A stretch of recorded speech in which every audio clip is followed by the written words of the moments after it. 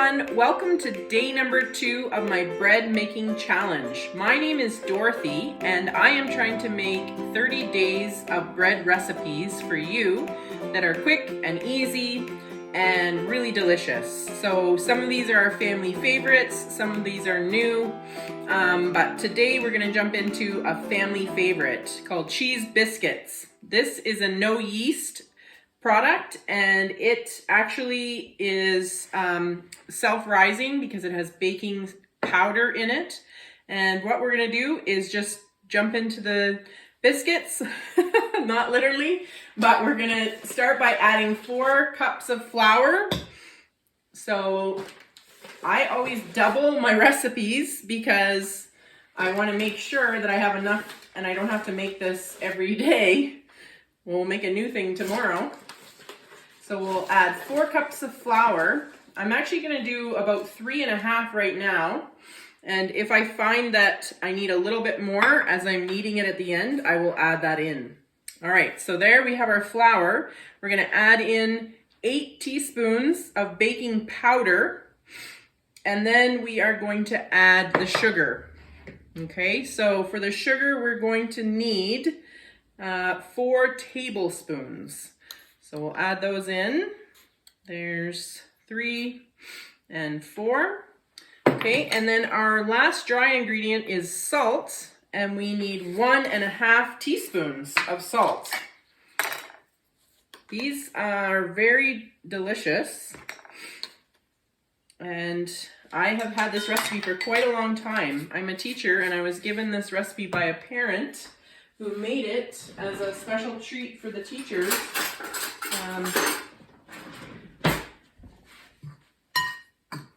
And a lot of the teachers got the recipe and it's a favorite for many people. Okay, so once you have the first 4 dry ingredients, what you're going to need is actually just 3 more things. And I'm going to add the secret ingredient, which makes these very delicious, and that is 2 cups of cheddar cheese.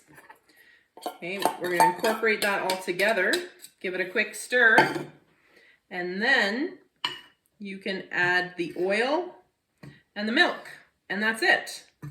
It's very fast and super delicious. So we'll add in our oil. We're going to add 2/3 of a cup of oil. Okay, so once that's all incorporated, you can then add the milk, and that is the last ingredient. So for the oil, you could use really any kind of oil, but you could use canola oil, avocado oil,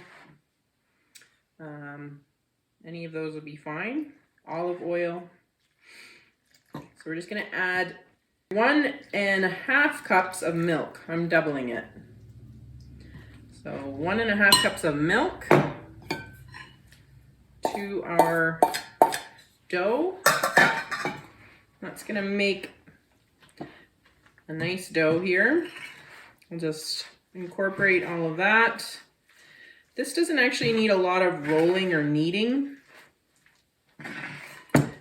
I always add a little bit less flour because I want to kind of judge how wet the dough will be, because you can't go back if you get it too, if it's over dry, if it's too dry. I'm just going to add about 1/4 cup more of the flour now. You can knead this. I typically do knead it a little bit. Just don't overwork these. I'll probably dump this out onto my counter here.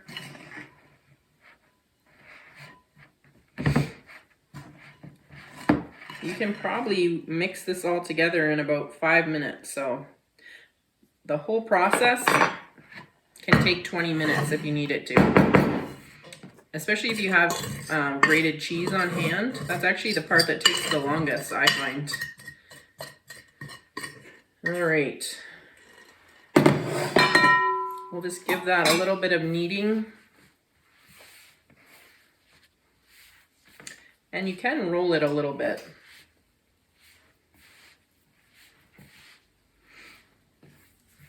to a nice even size. So then when it's on the tray, they will bake evenly. I used to have the perfect cup for making these into nice circles, but my last one is now broken. That's what happens with glass cups. I was gonna say and children, but I can't blame it all on them.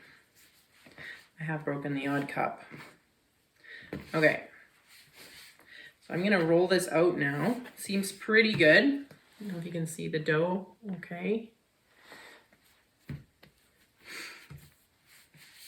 And now I'm gonna roll that out. Okay, to, I'd say about an inch thick. I don't really measure.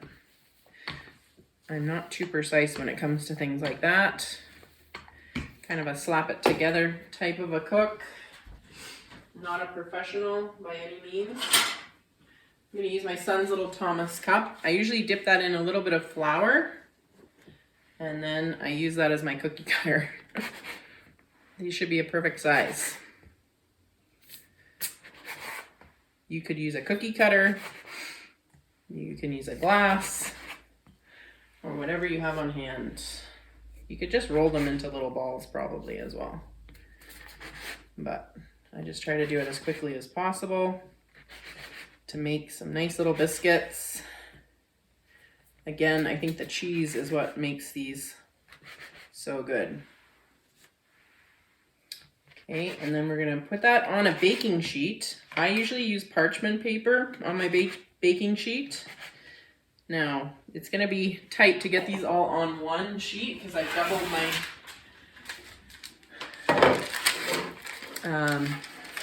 recipe. Let me see if you can see this. So, just gonna put them all on my baking sheet. We're gonna put them in the oven at 425 for about, I start off with about 12 to 13 minutes, and then they may need up to 15 because there's also quite a few of these on the one tray. And then I will come back and I will show you the final product. That's what they look like. All right, we'll be right back. And this is what our final product looks like.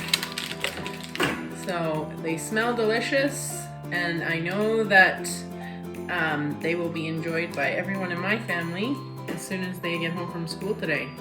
So nice and quiet here, but soon they will be back and looking for a snack after school. So they can have a delicious biscuit and can be enjoyed with some jam. My mom from Nova Scotia makes me some fresh strawberry jam, so that'll taste excellent on there. Hope you enjoyed these quick biscuits, and stay tuned for day number 3.